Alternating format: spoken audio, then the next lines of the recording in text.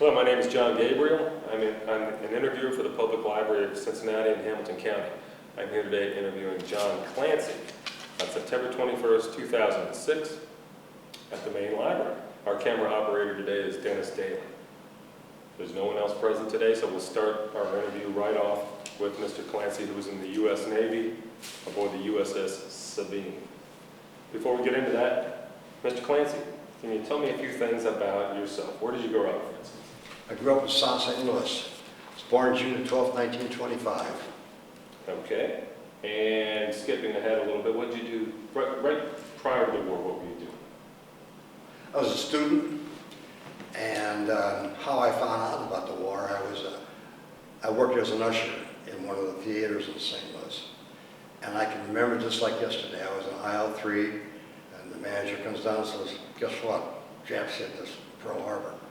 What's Pearl Harbor? You know, I had no idea the consequence of it. Of course, when I got home, my father was pretty nervous about, I was 16 at the time, and the draft was 18. Of course, those 2 years passed pretty fast. So I continued school, and then I was drafted in the service. And at that time, you could choose your service. All my friends, relatives, went in the Navy.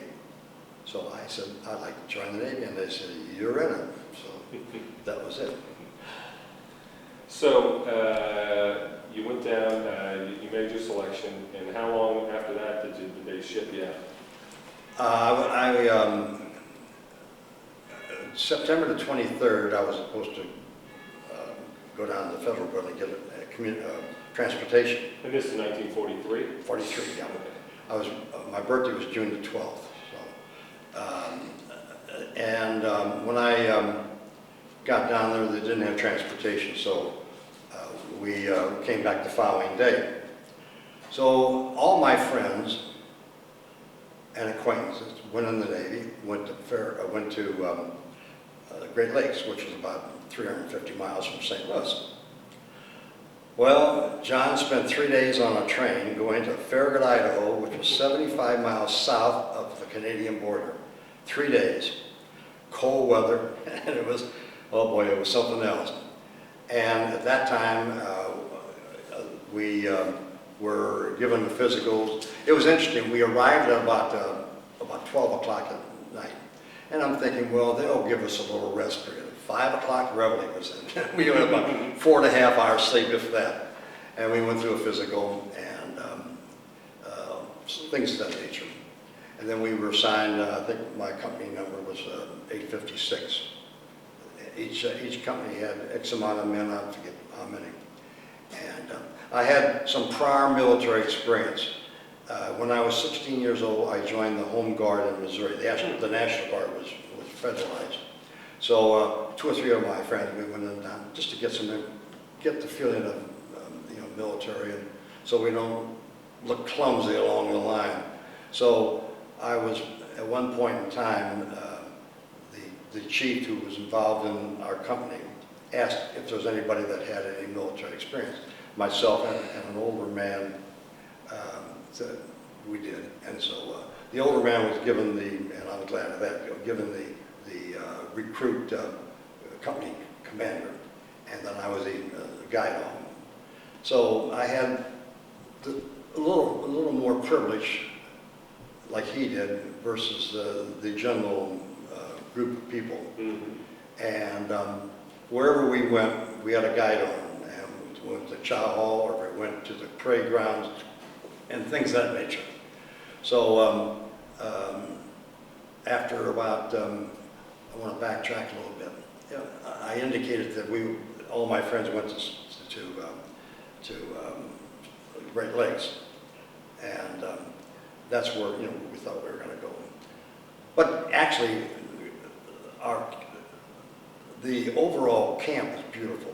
The mountains came right down to the grinder. The grinder was a huge area where we drilled and passed a review.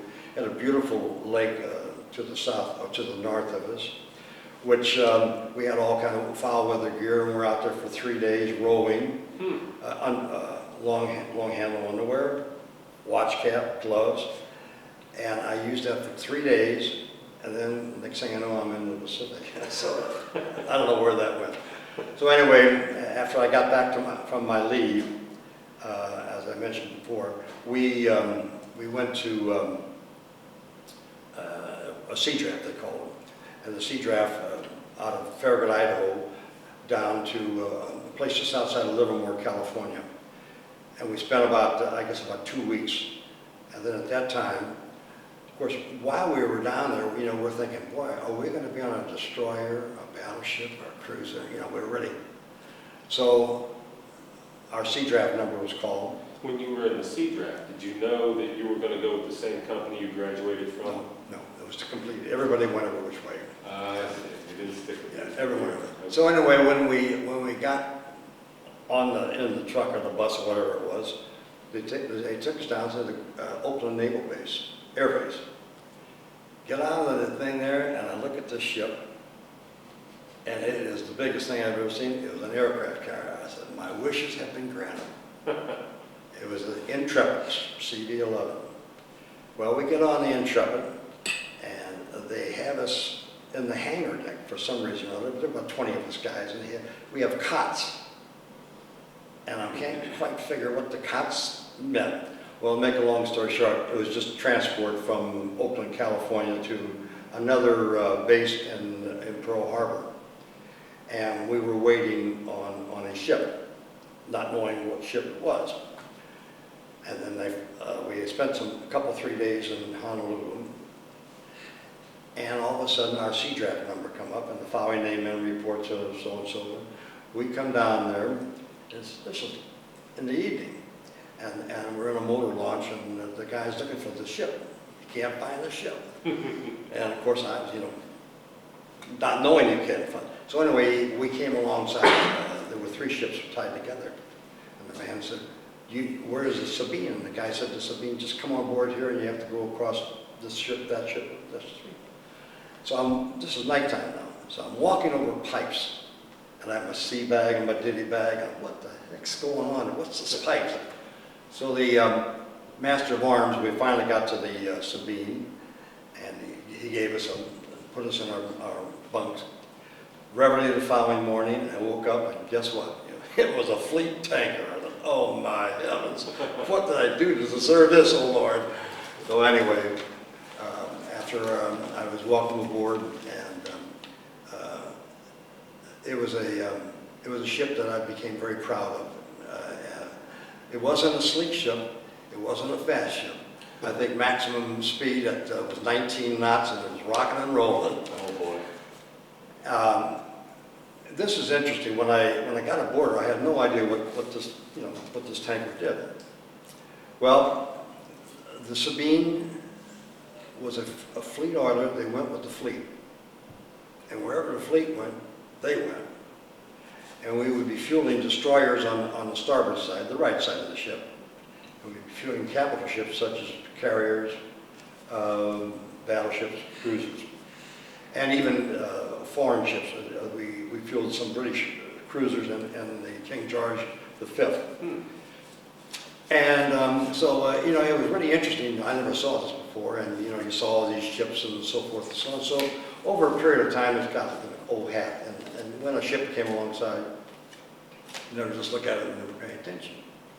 Well, we were involved in one of the operations going into the Marianas, which was Guam, Tinian, and Saipan. I'm sitting back on the back of the ship, just watching. Somebody says, "Clancy, there's somebody yelling at you." My cousin, Jim Clancy, who was in the Navy, I think an aviation machinist. But here we were. They were launching planes, bombers and strafing planes on the invasion, and there I am seeing my cousin there. Now that's What? And he was on an aircraft carrier? He was on the Yorktown CV-10.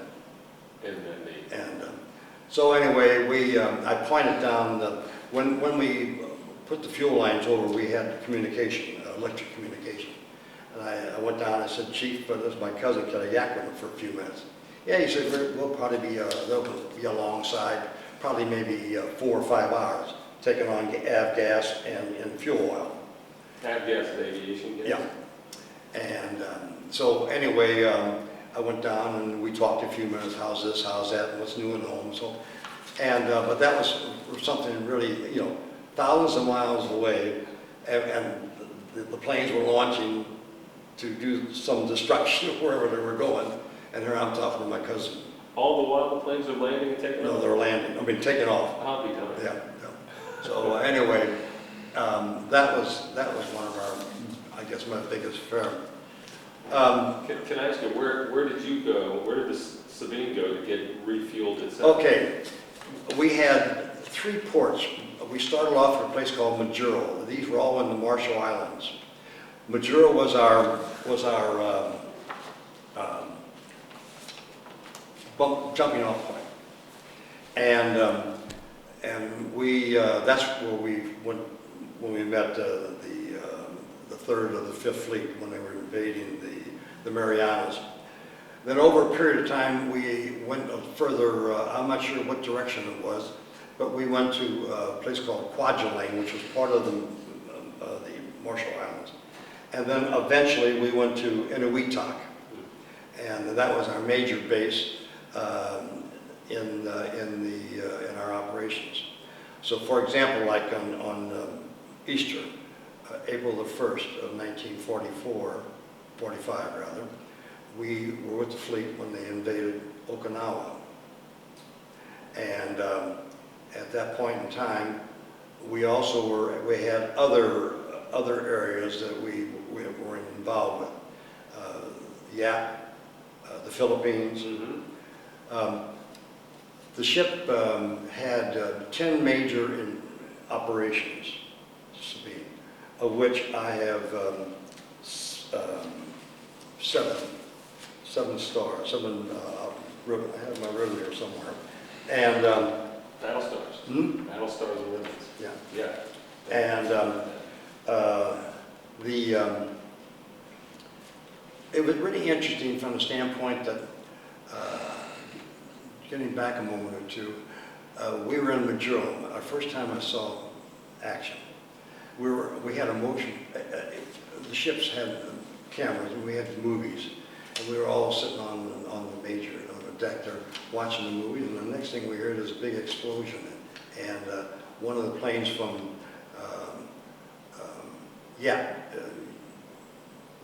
it's in the Carolinas, YAP or something like that. It was a big air base there.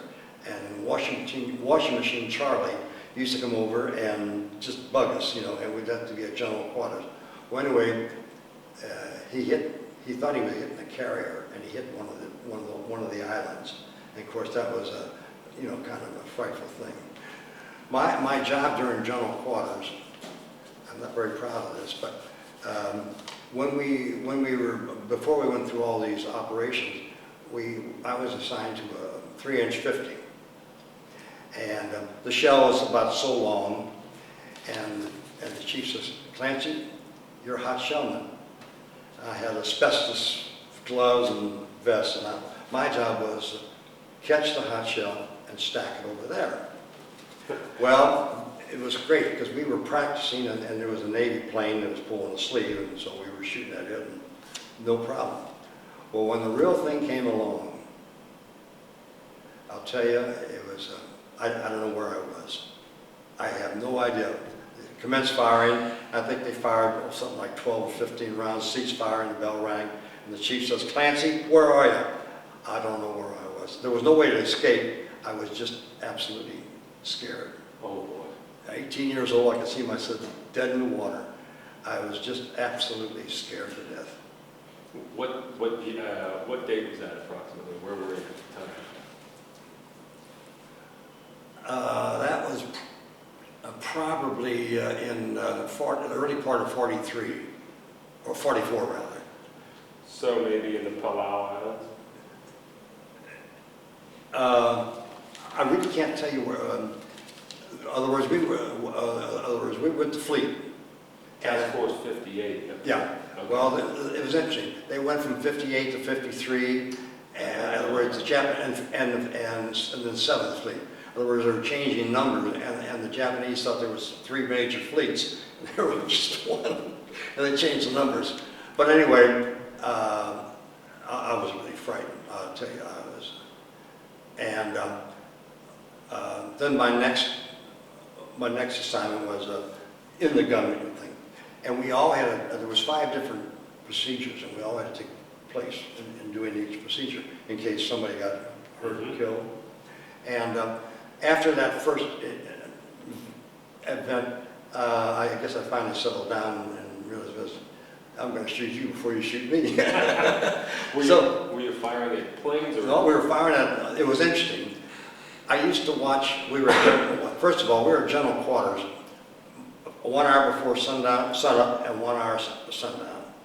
I saw some beautiful sunrises and sunsets, beautiful.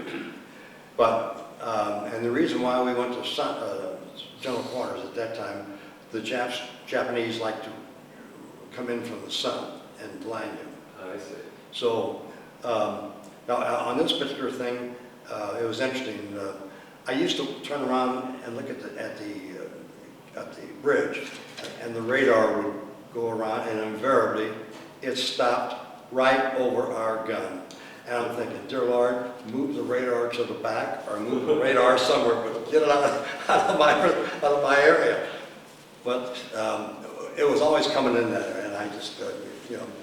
But anyway, and it was really, the chief was a real fantastic guy, and I'd been in the Navy for years, and we had a bunch of really goofballs in our gun crew. But we certainly ended up pretty, we were in line when it came time to shoot. And he would say there's a bogey unidentified ship at 2,000 yards coming in at 370 or whatever degree on the compass, stand by. And the idea behind it was, there was we had a loading full of, a cabin full of shells, and we'd have, he would get the word from the fire control officer on the bridge to load armor-piercing, whatever thing. And he'd say, we'd open up the things, and we'd grab the shell, pull it out, and then give it to somebody else. He took it this way, then the other guy took it and put it in a timer, a fuse center, and they're set for so many feet, so many minutes, and then he'd give it to the loader, and you'd ram in the thing. Well, we all had to do that, and I can remember one particular time we were firing at whoever we were firing at, and we could never see who we were firing at. We were firing in a general direction, but at the same point in time, the fleet was also firing at the same direction. So this one particular guy from Arkansas, I'll never forget it. There was no way to get your thumb caught in that breech, because when you put your hand in the breech pushes you out of the way. Well, lo and behold, he got his thumb in there. And it's hanging, just takes it, flips it over the side. Oh. Meanwhile, somebody yelled for there was a medic in the area. He comes up in our area and says, "Where's your thumb?" It's in the ocean floating. So anyway, I went through all the various phases of loading, and I become pretty, I guess, an old salt, if you want to call it so. And but yet it was sort of frightening, you know, that you know, we had all that avgas underneath one spark, and Clancy would have been history. Oh yeah. Yeah. So go. I wanted to ask. You mentioned all the vessels in the fleet were firing at the same time. Were you always with the large formation, or were you sometimes by yourself? We're never by ourselves. Okay. We're never by ourselves. Normally, we were in the middle of the fleet. I see. And it was interesting. We had what they call picket cans, tin cans. Cruise destroyers? Destroyers. And these picket cans would be way on the other side of the horizon, way on the other side.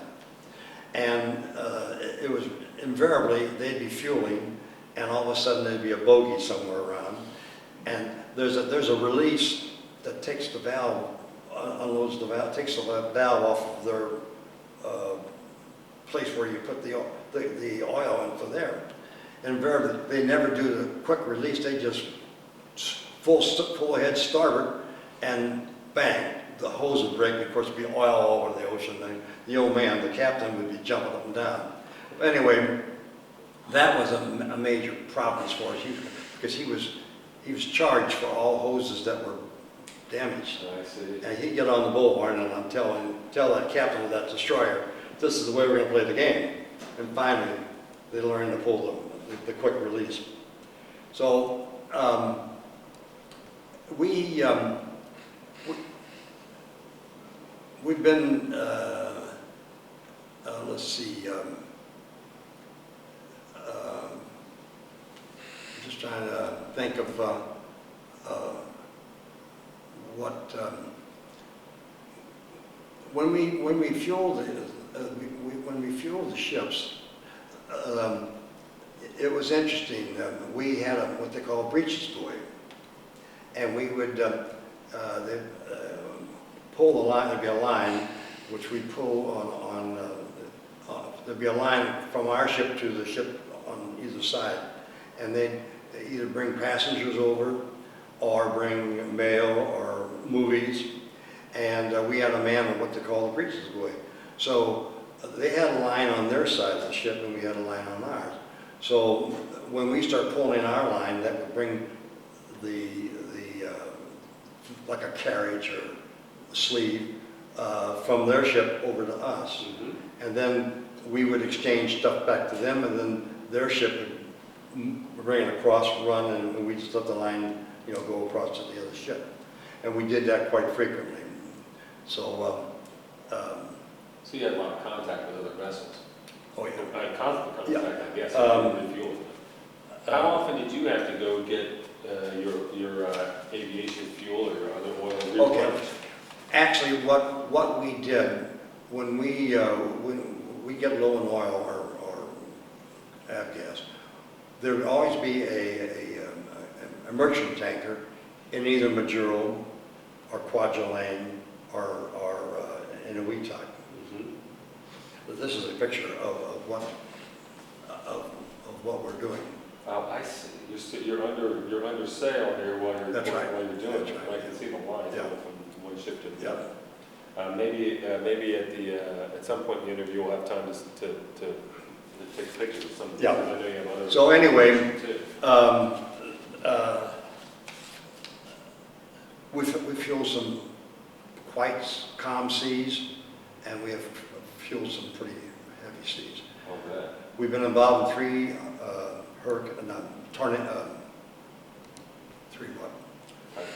typhoons, thank you. Have a senior moment there. And three of them. Wow. I remember one time I went on watch. My assigned duty was in the fire room. What's the fire room? Fire room. We had oil heating the steam, and the steam was pumped over to the engine room to turn the turbines, to turn the screws. I see. Yeah.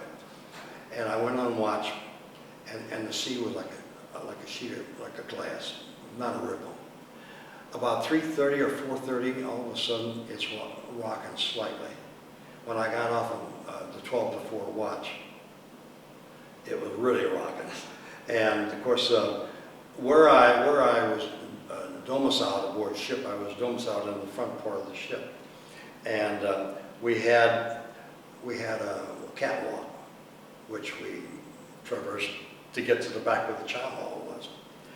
I'm getting ahead of myself. Go right ahead.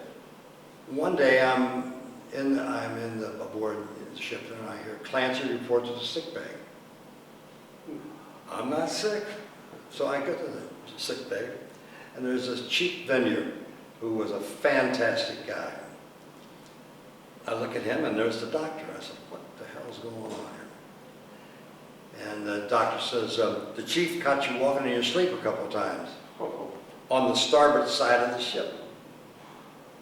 And he said, did you ever walk in your sleep at home?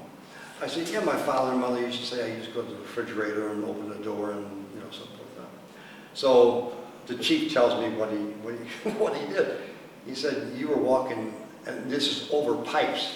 It wasn't any flat deck. He had to walk over a pipe or else you'd fall. And the first time he said, how you doing, Clancy?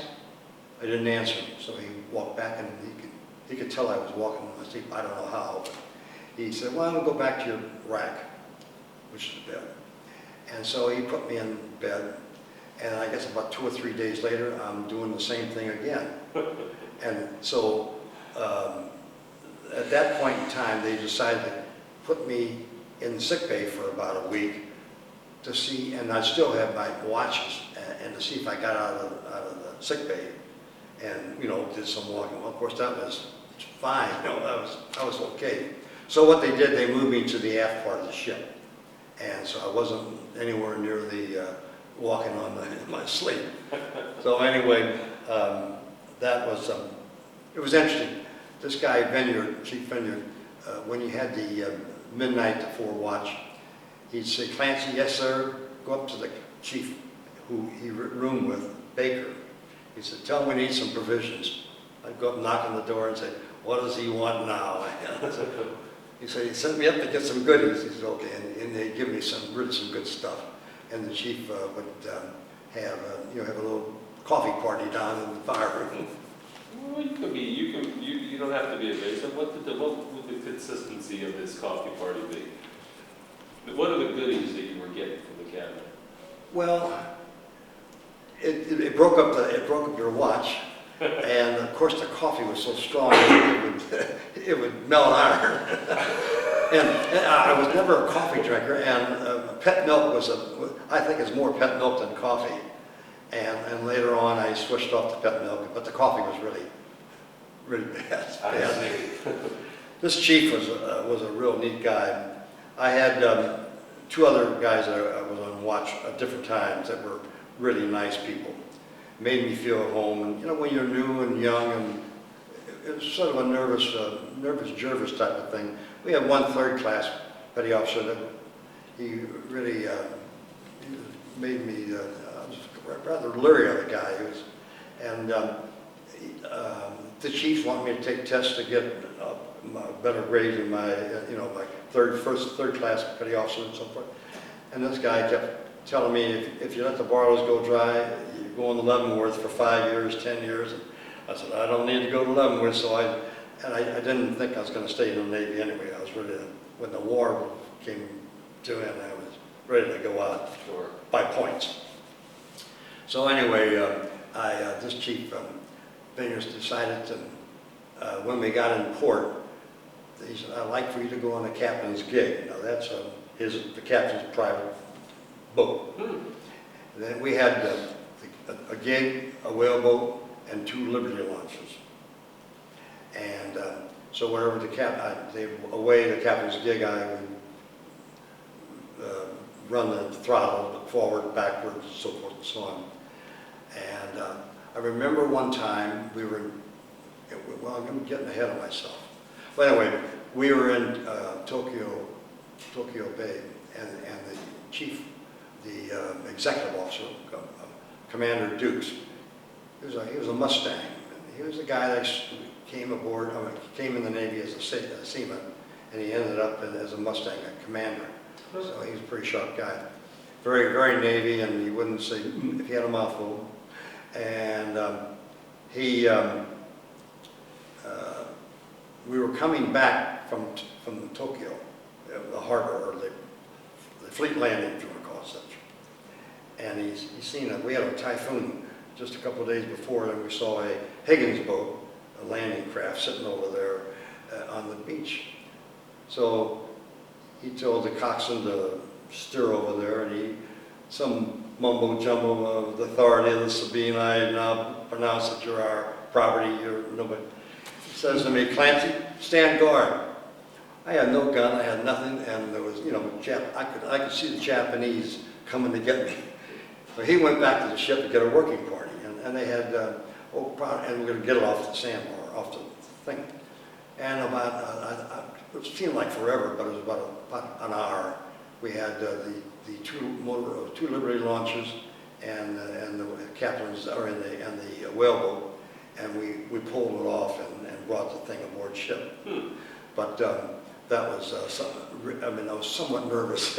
We just won the war, and yet maybe some people didn't think we did. Right. So anyway, I have some pictures of well, first of all, when we went into Tokyo, we basically were moored near Yokohama because the apparent port were pretty well torn up by bombing. So we went from Yokohama. We spent, I guess, a couple of liberties in Yokohama. Then they opened up the rail line from Yokohama into Tokyo. So we took that for a period of time into Tokyo. And I had Was it some... safe? Pardon me? Was it safe to walk around these cities? Yeah. It was? Yeah. And then eventually the Liberty launches went to the port. But I remember, and I have some pictures of this, we took a picture up in front of the Japanese palace. There's a moat around there, and on the outside was the dial, which was their government. 4 buildings, not a scratch. Wow. A block or two away, everything was flat. Everything was flat. When we came from Yokohama into Tokyo, the only thing we saw was a lamppost or a safe with the door blown off. Everything else was just flat. Wow. Everything was flat. So we had Liberty in Tokyo, and that was interesting. The people were still dressed in their kimonos and their wooden shoes, like a shoe with 2 little things like that. And we went to a geisha house, thinking it was something else. Yeah, sure. That was youth. Anyway, it was we had to take our shoes off and watch these gals serve us tea and do their dance and so forth. Well, that was okay. But we went to one of the department stores. I can remember going in it, and half the 3rd and 4th floor were on the 1st floor, where the buildings were thing. So we then after that we went into Shanghai, and that was wow. That was I was pretty young Bill. We all went wild in Shanghai. Oh yeah. And we arrived in Shanghai about in September, and I left the ship in about the 20th of March. It was interesting. Shanghai was really a beautiful city. They had the French quarters, which it was just absolutely beautiful. Tree-lined islands on the street. Then they had the English quarters, which was a pretty nice place. And the mass of people were just absolutely unbelievable. And we had there was the Liberty launches. We were on the Wangpu, and there was two tankers, 2 fleet oilers, a hospital ship, the cruiser Los Angeles, and a few other ships. We were berthed right across from the Shanghai Power and Light. Well, our Liberty was from, let's say, 12 o'clock noon to 12 o'clock midnight, and we had to be at the jetty to pick up your launch to get back to the ship. Well, somehow or other we were late. Now that meant the captain's mass. What did that mean? That meant we go to court. Oh. And he says, you're on the ship for 2 months for not being on time. So I never did anything wrong in the Navy. I was pretty straight-laced. And I said, boy, I couldn't see that on my little thing. So the guy I was with, he said, well, why don't we get that rickshaw?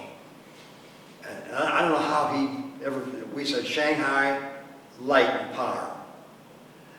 And he goes chopping us down, and he was carrying us. And we get we could see the building as we got closer.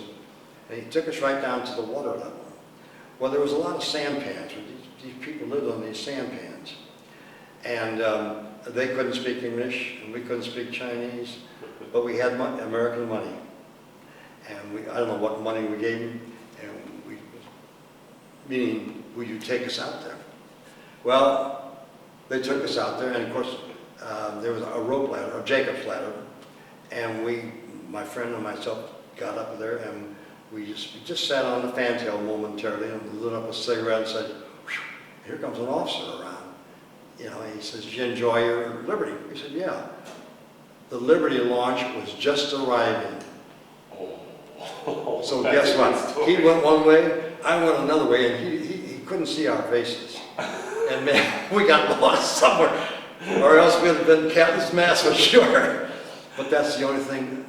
Confession is good for the soul. You know? Sure. That was the only time I ever did something I wasn't supposed to do in the Navy. That's a good story. Yeah. So go ahead.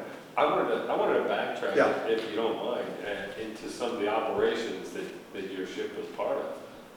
You mentioned before we started that you were in the invasion of Marianas. You were off of Guam. Yeah. I actually mentioned it here too. Can you tell us? Did you see the Japanese? Did you have Japanese fighters or other ships that come in contact with? We could see the smoke and artillery, but we were back far enough on the horizon and away from the actual shooting. I see. I can remember when we, on April the 1st of 45, in the Okinawa, and we had to meet another ship in a place called Karamaretta, which was an island chain, part of the Okinawa chain. And as we were coming into the island chain, one of our sister ships, one of the fleet oilers, was coming out, and he was way out of the water. Now, that meant he was pretty close to me. And over the horizon, we heard this huge explosion. And the Japanese submarine sank it. That could have been us. Well, so we get in Karamaretta, and the following day, men report to the quarterdeck. I come to the quarterdeck, and I'm given a rifle. The last time I had a rifle on was at the rifle range in Farragut, Idaho. What do I do with this? And the chief says, the captain's gig, the whaleboat, and the two motor launchers, the two Liberty launchers, are going to circle the ship at nighttime.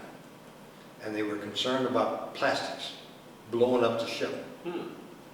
So my job was, if I saw anything, shoot. And of course, then all of a sudden my heart started palpitating. Oh boy, this is the real stuff. So anyway, we get in there, and we just kind of, not making a wake, just kind of going around, and the whaleboat, the motor launch would pass by, and we'd pass by them, and we did this for about 8 hours. And if we saw any, and it was dark too, see, and if we saw any or heard any noise, don't ask questions, shoot first. Did you shoot? No. Am I getting ahead of you? Well, I got right with the Lord real fast. I said, I'll never sin again. So anyway, we did that 2 nights. And then we left Karamaretta, and I forgot where we went. But the overall situation, when we went with the fleet protected us. Because if we weren't there, they wouldn't have the avgas, or they wouldn't have the fuel. And as I said before, when we started the thing, when I saw this ship, I said, oh my heavens. But I'm very, very proud to be a part of the company, ship's company. And towards the end of the war, I hear this. The Missouri is coming on the port side, or starboard, I forgot which. And the King George was coming on the opposite side. Stand by, and we fueled them. And they were with us for 12 hours, and they were talking over what they were going to do at the end of the war, and how they're going to take care of the land invasion or whatever. So all the dignitaries were aboard the ship while you were refueling it? That's right. We were fueling 12 hours. Did you see the ceremonies? There they were. I mean, almost, well, you know, they were that close to us. Wow. And to see, to see some of these ships, they were humongous. You wonder how they ever floated. No doubt. And after that, I guess we had heard that it was interesting. We had heard rumors. Now this is about, I forget the exact time, but the Indianapolis was going to bring something that was going to end the war. Now get this now, we were out in the middle of the ocean and this was supposed to be secret.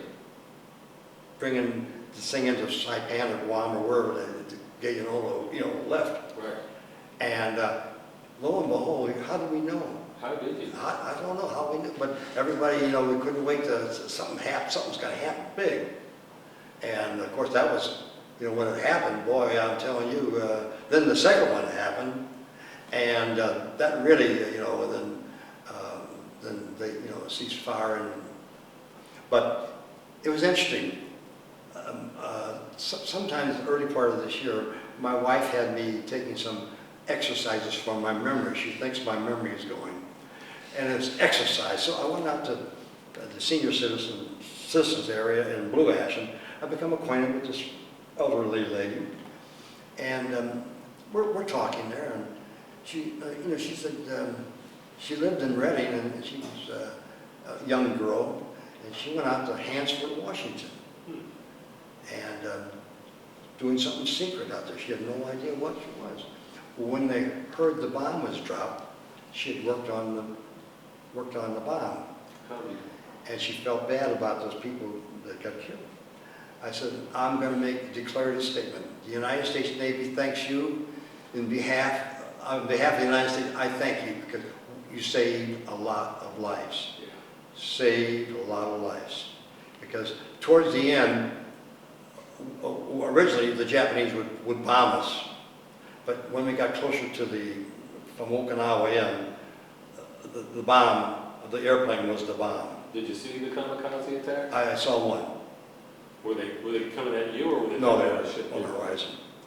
And they were, in earnest. And it was a guided missile, if you want to call it such. Yeah.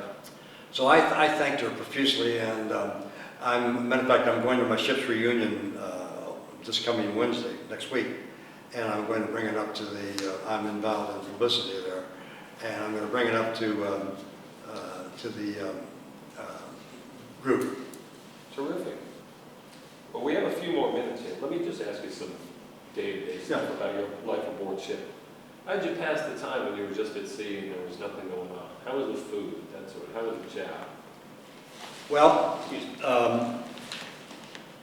for example, my watch, we stood on 4, off 8, on 4, off 8. So, and of course, we were in a hot environment, the fire room. So, the 8 hours that we were off, we were off. Now, the deckhands, they stood watch 4 hours on a gun, man the gun, and then when they were off, they worked on the deck scraping paint. And that was sort of they didn't like that we had the sack time and they had to do this. So a lot of times we just sit on there and look at the fleet.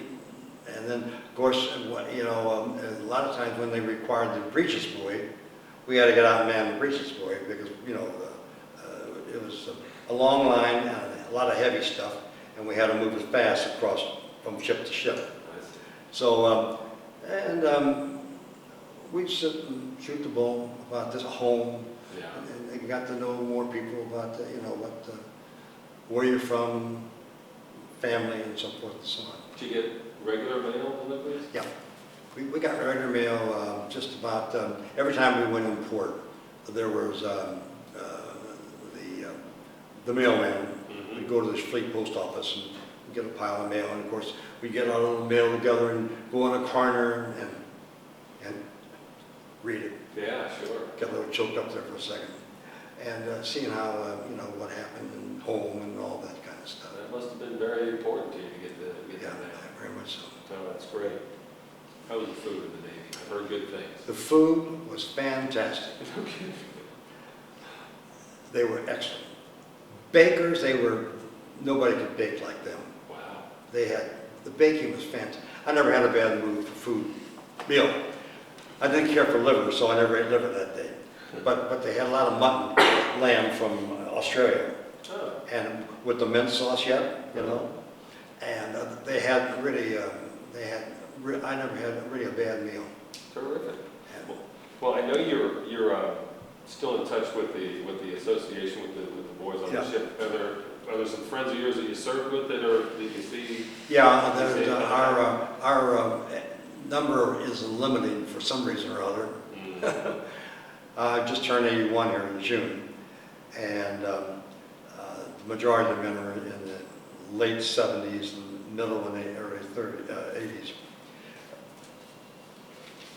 Well, I want you to give us a couple seconds and tell us what you did after the war. Okay. You came. Do you remember what you did your last day in the service, and where were you? Well, actually, we were in my last day in the Navy. We arrived. We left Shanghai on the LaSalle, a troop ship, and we went over the northern route over Korea and then down the coast of San Francisco. Well, they kept shooting at mines that were floating, and I'm thinking to myself, I'm not going down in the bowels of the ship and get sunk. And it was cold, and I slept above deck somewhere, and I froze myself. But I wasn't going down in there. We finally got into San Francisco, and got into Treasure Island, and then another sea. Forgot the terminology, but a bunch of us guys went through Illinois, Indiana, and so forth, went on this train to St. Louis. And on April the 9th, I was discharged at Lambert Air Force. It was an air base there. 1946? 1946, yeah. And I went to summer school for a while, and that didn't work out too well. And I tried to go to college, and they just, you're not doing too well.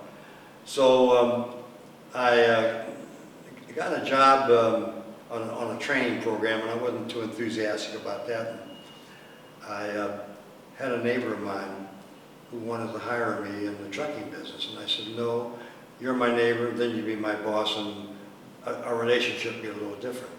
So he gave me a friend name to call on, and I called the guy and told him I wanted to give him transportation. And there's a firm by the name of Pacific Intermountain Express Company, PIE. It was out of the West Coast, and they were looking for some individuals. So I spent 26 years and 4 months with them. Wow. And I moved over here in 1956, spent about 3 years here. Economy drive, went to Chicago, economy drive back to Cincinnati, and then up to Indianapolis, and I said, I went back to Cincinnati, and that's it. So I had a very good, I liked working for the company, and it went under. A huge conglomerate bought them and took care of the money they had. And so I worked for another firm, and I was 62 years old. I said, I quit. You've been happily retired ever since? Been happy ever since. I've been retired for about 18 or 19 years, and just happy. Terrific. Well, before we wrap this up, I would like to ask what the procedure is for looking at the materials that John's brought with us. As we draw this interview to a close, I want to thank John Clancy for your time and for your service, and it's been a pleasure for me to sit and talk with you today. Well, I appreciate the opportunity. Appreciate it very much. Terrific. Thank you. Very much. Thank you.